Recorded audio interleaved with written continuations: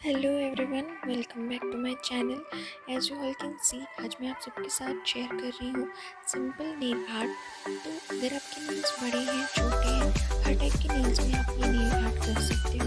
और ये वो भी आप घर पर कर सकते हो, क्योंकि आप देखो, हम घर पर सैलून जा कर के नेल्स नहीं डन करा सकते हैं। तो ये कुछ ऐसे नेल आर्ट हैं जो कि बहुत ईजी हैं, ईजिली आप घर पर अपने लगा सकते हो खुद के नेल्स पर।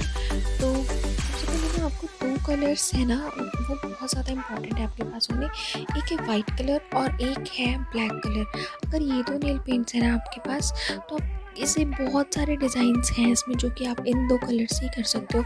बाकी अगर आपको ब्राइट कलर्स पसंद है तो आप कुछ मल्टी कलर की नेल पेंट्स ले लो, और अगर आपको न्यूड कलर पसंद है तो आप उस पर जा सकते हो। ओके, तो वीडियो को ना लास्ट तक देखना और कमेंट करके ज़रूर बताना कौन सा डिज़ाइन आप अपने नेल्स पर ज़रूर ट्राई करने वाले हो। बहुत ही प्यारे प्यारे डिज़ाइंस हैं। कमेंट करके ये भी ज़रूर बताना कि कौन सा डिज़ाइन आपको सबसे बेस्ट लगा।